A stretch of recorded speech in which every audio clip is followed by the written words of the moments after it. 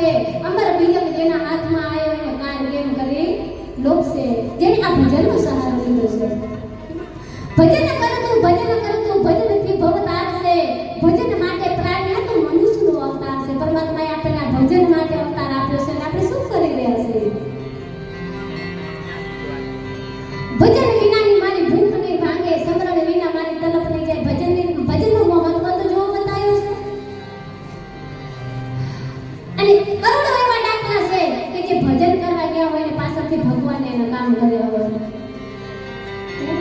કઈ કેવા દાખલા છે ભગવાને પાછળથી કામ કર્યા હોય. આ ભજનની તાકાત છે. નરસિંહ મહેતા જ્યારે એના બાપના શ્રાદ્ધ માટે તપેલી લઈને ઘી લેવા ગયા અને એ વખતે દુકાનવાળા ભાઈ કીધું કે પૈસા ન હોય તો કાંઈ નહીં, પણ 2-4 ભજન કરી દે, કેમ કે પોતે ભજનના પ્યાસી હતા. એ 2-4 ભજન કરવા નરસિંહ મહેતા બેઠા અને સમયનું ભાન રહ્યો નહીં. એક ભજન, 2 ભજન, 3 ભજન, 4 ભજન એમ કરતા 4-5 ચોહરો થઈ ગઈ. ભગવાને વિચાર કર્યો કે હવે ત્યાં હું પહોંચી જાઉં ને કાવા મેદોજી તો ભજનમાં રહેશે, કેમ કે એને ભાન નથી સમયનું. નરસિંહ મહેતા ભજનમાં રહ્યા અને વહીથી ભગવાન કૃષ્ણ ખુદ એના બાપનું શ્રાદ્ધ કરી આયા. આ તાકાત ભજન વિશે. ભજન કરે એ મારો, એમ કહે છે દ્વારકા વાળો, વીરા મારા ભજન કરે એ મારો.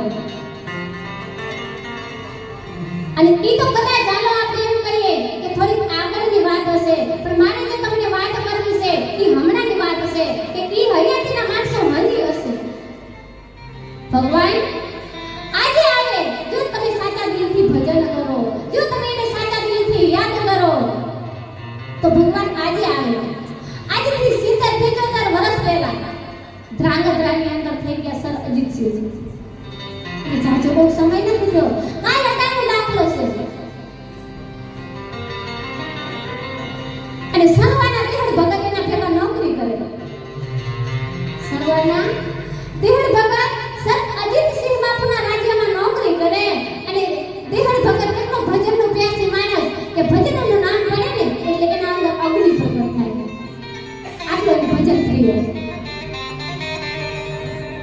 દેહડ ભગતના હાથ નીચે બીજા 5 જણા કામ કરે છે. દેહડ ભગતના હાથમાં ઈ જેલની ચાવીનો જૂનો દેહડ ભગતના હાથમાં છે.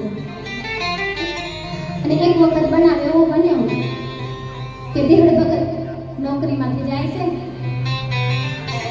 કુંભાર પાસમાંથી 2 ભાઈઓ આવે છે અને દેશર ભગતને પૂછા કરે છે, ભગત કઈ બાજુ? ભાઈ મારે આજે રાત્રિની નોકરી છે અને હું નોકરી ઉપર જાઉં છું. એટલે બહુ એમણે નિહાકો નાખ્યો. બોલે કેમ ભાઈ નિહાકો નાખ્યો? કે ભગત હવે તમે નોકરી ઉપર જાશો તો હવે શું મારે તમને વાત કરવી? બોલે કહો તો ખરા. બાપુ હું તમને ભજનનું વાયક દેવા આવ્યો હતો. ભજનનું વાયક? હા બાપુ. ઠીક છે, હું વાયક સ્વીકારતો નથી, પણ જે મારો હરિ કરે એ ઠીક. એમ કરી અને દેહડ ભગત હાલતા થઈ ગયા. દ્વારકા વાળો વીરા મારા ભજન કરે એ મારો. અને દ્વારકાધીશ બેઠો બેઠો સાંભળે છે બાપા. આ ભગત ભજનમાં બેઠો છે. પાછળથી ચાડી ખાવાવાળા માણસો સર અજીતસિંહ પાસે પહોંચી ગયા છે અને આ બધી રમત મારો કાર્ય ઠાકર જોવે છે. બેઠો બેઠો એક ભજન ગાયો, બીજો ભજન ગાયો, ત્રીજો ભજન ગાયો. એમ કરતા કરતા એને સમયનો ભાન રહ્યો નહીં અને આ બાજુ 1 વાગ્યાનો સમય થયો અને ચાડી ખાવાવાળા માણસો એવો નથી બાપુ આજે છે પહેલા હતા અને ઓ બાજુ ઈ હોય ને ત્યારે ભક્તોની કિંમત થાય. બાપ લોઢો હોય ત્યારે સોનાની કિંમત સમજાય. દિવસ છે રાત અમારી પોલ પોલ જાય નમે અમારી પોલ પોલ જાય. ઓવર દેવ તો મેરા જુવા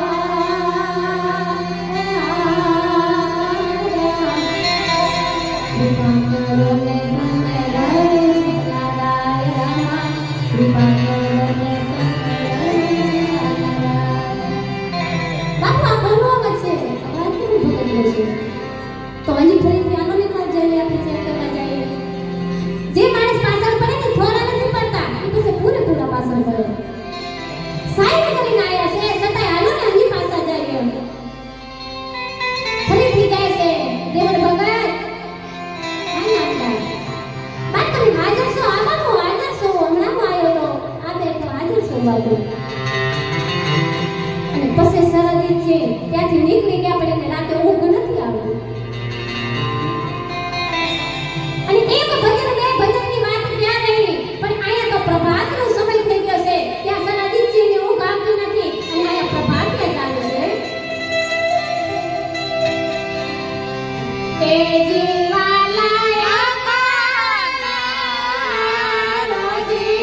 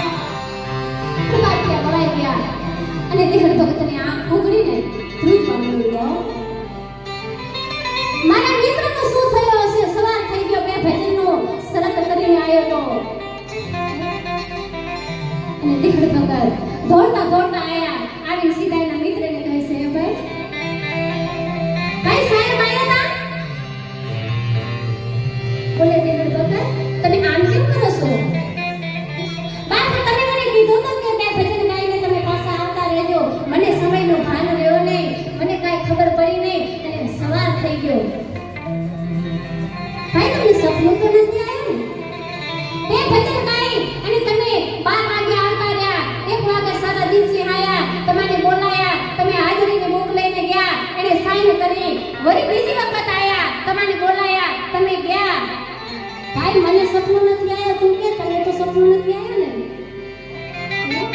હું અટાણે જ આવ્યો છું હું જાગૃત માં છું હું દિવાલ તપી નટાણે આવ્યો છું ભાઈ મને સપનું નથી આવ્યો ત્યારે બધા વિચારમાં પડી ગયા કે આ શું ઘટના ઘટી એ વખતે દેસર ભગતની આંખમાંથી દળ દળ આંસુને જાય છે અને મિત્રોને કહે છે હા ભાઈ મને એટલો કહે છો કે સર અજીતસિંહ કઈ જગ્યા ઉપર ઊભા હતા અને હું કઈ જગ્યા ઉપર ઊભો હતો મને આ જગ્યા બતાવશો અને એ વખતે જ્યારે જગ્યા બતાવી આ જગ્યા ઉપર સર અજીતસિંહ ઊભા હતા ઘોડેસવાર થઈને અને ભગત આ જગ્યા